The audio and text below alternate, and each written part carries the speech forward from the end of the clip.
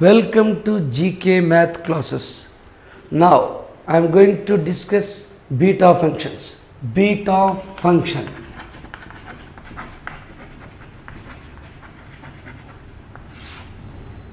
What is beta function? The definite integral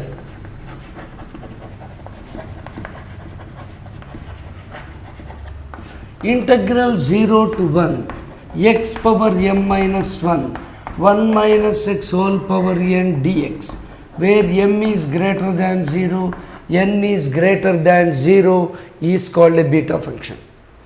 Definite integrals మనం already చదివి ఉంటాం. Integral a to b f of x dx, integral 0 to 1, integral 0 to infinity, ఈ విధంగా లిమిట్స్లో ఉన్నటువంటి దాన్ని డెఫినెట్ ఇంటగ్రల్ అంటాం. ఇక్కడ ఇది డెఫినెట్ ఇంటగ్రల్. లిమిట్స్ ఎక్కడికి ఉన్నాయి? 0 to 1, integral 0 to 1 x power m minus 1 1 minus x whole power n minus 1. అంటే ఇక్కడ రెండు పవర్స్ ఉన్నాయి. m అనేది ఒకటి ఉంది, n అనేది ఒకటి ఉంది. అది ఎలా ఉండాలా? m should be greater than 0, n should be greater than 0. అలా ఉంటే ఈ డెఫినెట్ ఇంటగ్రల్ని బీటా ఫంక్షన్ అంటాము. దీన్ని beta mn is equal to integral 0 to 1 x power m minus 1 1 minus x whole power n dx, where m is greater than 0, n is greater than 0. దీన్ని మనం beta function అని అంటాము. దీన్ని Eulerian integral of first kind అంటాం. Eulerian integral of first kind అని గుర్తుపెట్టుకోవాలి. This is Eulerian integral of first kind.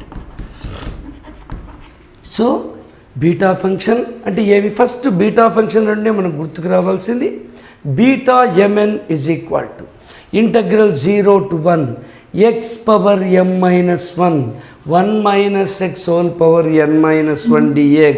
దాన్ని మనం బీటా mn.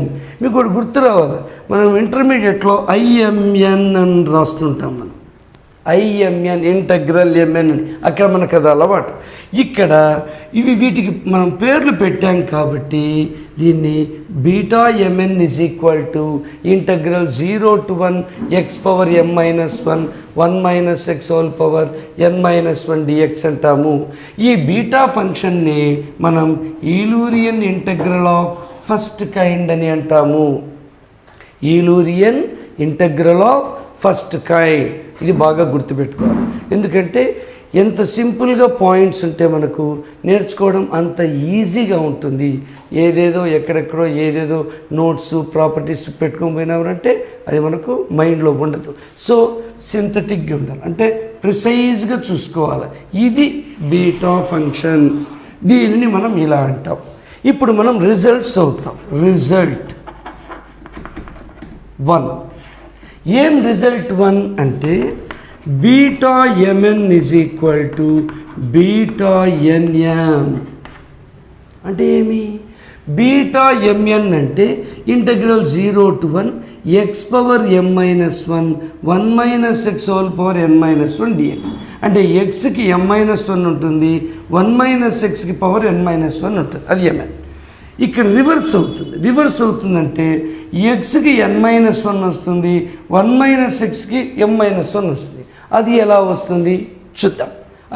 అదే మన రిజల్ట్. అంటే ఫస్ట్ ప్రాపర్టీ సిమెట్రిక్ రిలేషన్ అని అంటాం మనం. దీన్ని ఎలా ప్రూవ్ చేసుకుంటాము అంటే మనకు డెఫినెట్ ఇంటగ్రేషన్లో ఒక ప్రాపర్టీ ఉంది. ఏం property? Integral a to b f of x dx is equal to integral a to b f of a plus b minus x dx.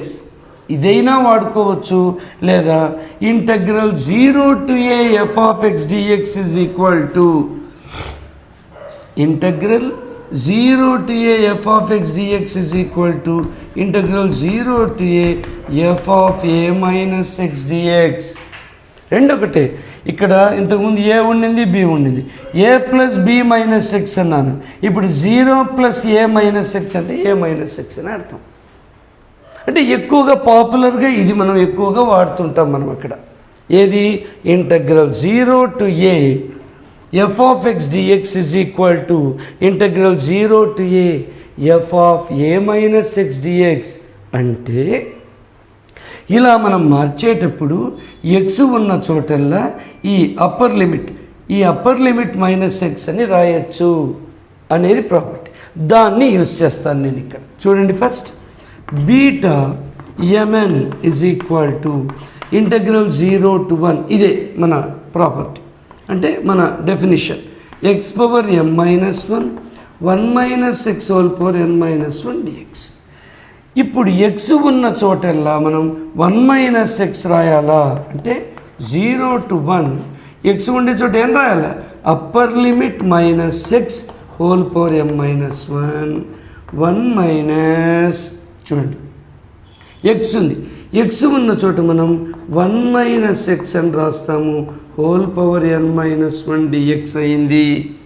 ఇప్పుడు చూస్తే 1 క్యాన్సిల్ అయిపోతుంది, మనకు 1 క్యాన్సిల్ అయిపోతుంది. అంటే integral 0 to 1 minus x whole power m minus 1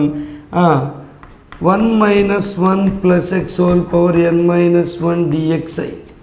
అంటే ఏమవుతుంది ఇక్కడ? 1 cancel అయ్యింది. 1 క్యాన్సిల్ అయితే ఏమవుతుంది? This is equal to integral 0 to 1 minus x whole power m minus 1. ఇంకెక్కడ నీకు మిగిలిండేది ఎక్స్ ఒకటే, X power n minus 1 dx అయింది. మామూలుగా మన డెఫినేషన్లో ముందు ఎక్స్ రాస్తాం కాబట్టి integral 0 to 1 x power n minus 1 minus x whole power m minus 1 dx. అంటే చూసారా, ఇక్కడ m ఇక్కడ n ఉంది, ఇక్కడికి వచ్చేటప్పటికి ముందు n వచ్చింది, ఇక్కడ m వచ్చింది. అంటే that is nothing but beta nm. So result 1 proved. Beta mn is equal to beta nm. అంటే సిమెట్రిక్ రిలేషన్ని ఇది ఒబే చేస్తుంది అని అర్థము. Is it clear to you? Next we go to result 2.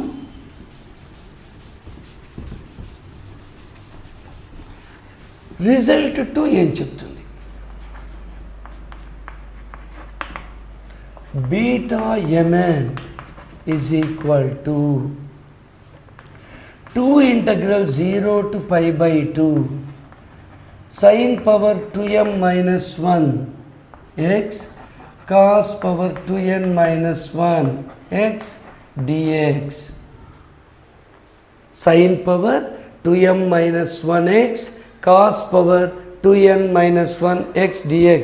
Observe చేయండి, ఇది ఎలా వచ్చింది అంటే అర్థమేమి? ఎక్స్ ఉన్న చోట సైన్ వచ్చింది, 1 మైనస్ ఎక్స్ ఉన్న చోట కాస్ వచ్చింది, పవర్లో డిఫరెన్స్ వచ్చింది. ఎలా, ఎందుకు చూద్దాము. సో ఫస్ట్ మీరు అబ్జర్వ్ చేయండి. అంటే ఎక్స్ రాసాను కాబట్టి ఎక్స్ అని దీన్ని మనం తీటాలో కన్వర్ట్ చేసుకుందాం. తీటానో వైయో ఏదో ఒకటి రాసుకుందాం. Beta mn is equal to 2 integral 0 to pi by 2 sin power 2m minus 1 theta cos power 2n minus 1 theta d theta. ఇది రిజల్ట్ 2. బాగా అబ్జర్వ్ చేయండి, ఎందుకంటే మనం అబ్జర్వ్ చేస్తే యాజ్ ఇట్ ఈజ్ ఎగ్జామినేషన్లో మనం అలాగే దించేయచ్చు. దానికి ఎక్కడెక్కడ ఏమేమి ఉంటాయో మళ్ళీ ప్రాక్టీస్ చేసేలేదు, బాగా అబ్జర్వ్ చేయాలి. మీరు ఇంకొకటి దీన్నంతా ఆపి రన్నింగ్ వీడియోని చూసుకుంటూ మళ్ళీ రాయాల్సిన అవసరం మీకు లేదు. దీన్ని నేను కింద పీడిఎఫ్లో పెట్టేస్తాను, మీరు యాజ్ ఇట్ ఈస్ ఆ పీడిఎఫ్ని రెఫర్ చేసుకోవచ్చు. ఇక్కడ మీరు జాగ్రత్తగా అబ్జర్వ్ చేయండి, బాగా క్లియర్గా విని అర్థం చేసుకోండి. దీనికి నోట్స్ లేదని మీకు ప్రాబ్లం లేదు, కింద పీడిఎఫ్ పెట్టుంటాను, ఆ లింక్ ఇస్తాను, పీడిఎఫ్ డౌన్లోడ్ చేసుకొని చూడండి. నా మన బీటా mn ఏమి? మనం ఇంతకుముందు నేర్చుకునింది definition. Integral 0 to 1 x power m minus 1 minus x whole power n minus 1 dx అని ఇంతకుముందు రాశారు, మీరు చూశారు. ఇప్పుడు మీరు చూసుకోండి ఏమి సబ్స్టిట్యూషన్ అనేది ఇక్కడ మీరు వెతుక్కోనక్కర్లేదు, ఇక్కడే ఉంది. ఎక్స్ ఉంది, సైన్ ఉంది, 1 - x ఉంది, కాస్ ఉంది. అంటే ఇక్కడ మనం సైన్ స్క్వేర్ థీటా అని పెట్టాలి. Put x is equal to sine square theta, d x is equal to ఇది 2 sine theta cos theta d theta అవుతుంది. అది మీకు తెలుసు. ఎందుకు? ఎక్స్ పవర్ ఎన్ అంటే n into x power n minus 1 మన differentiation. So 2 into sine power 2 - 1 అంటే sine theta. మళ్ళీ ఫంక్షన్ ఆఫ్ ఎ ఫంక్షన్ కాబట్టి సైన్ థీటాకి derivative cos theta, theta derivative d theta. Clear? ఇప్పుడు మనం లిమిట్స్ మార్చాలా. లిమిట్స్ ఎలా మారుస్తున్నాం? X 0 అయితే లోయర్ లిమిట్ ఏమవుతుంది? ఇది సైన్ 0 0 అవుతుంది. ఎక్స్ 1 అయితే సైన్ స్క్వేర్ థీటా 1 అంటే సైన్ థీటా 1 అవుతుంది. Theta is equal to π/2 sine 91 కాబట్టి. అంటే వేరియబుల్ ఎప్పుడైతే మనం చేంజ్ చేస్తామో ఆటోమేటిక్గా లిమిట్స్ను కూడా మనము చేంజ్ చేస్తాము అని అర్థము. Is it clear to you? బాగా నిదానంగా అబ్జర్వ్ చేయండి. నా ఇప్పుడు లిమిట్స్ మారిపోతున్నాయి చూడండి. 0 to π/2. ఎక్స్ ప్లేస్లో ఏం పెట్టాలి నేను? Sine square theta whole power m-1 1 - x ప్లేస్లో sine square theta whole power n-1. ఇక్కడ డిఎక్స్ ఉంది, ఇదంతా రాయాలా? ఏమి? 2 sine theta cos theta d theta. Okay, ఈ 2 బయట తీసుకొస్తాను. 2 integral 0 to π/2 sine power 2m - 2 అవుతుంది. ఎందుకు అవుతుంది అంటే a power m whole power n వచ్చి ఏ పవర్ mn కాబట్టి 2m - 2 theta 1 - sine square theta cos square theta కాబట్టి ఇది కూడా అంతే. 2n - 2 మర్చిపోకూడదు, జాగ్రత్తగా మల్టిప్లై చేయాలి. 2n - 2 ఈ 2 ఆల్రెడీ బయట రాశాను కాబట్టి ఇంక ఇక్కడ ఏముంది? Sine theta cos theta d theta. Is it clear to you? 2 integral 0 to π/2. ఇక్కడ 2m - 2 ఉంది పవర్, ఇక్కడ సైన్ పవర్ 1 ఉంది. ఏ పవర్ m ఇంటూ అంటే సైన్కే చేయాలి కాబట్టి a power m into a power n is equal to a power m plus n. 2m - 2 plus 1 కాబట్టి 2m - 1 theta. అలాగే 2n - 2 into cos power 1 theta అంటే 2n - 1 థీటా డి థీటా. మనం prove చేయాల్సిన property అదే. Beta mn is equal to 2 integral 0 to π/2 sine power 2m - 1 theta cos power 2n - 1 theta d theta.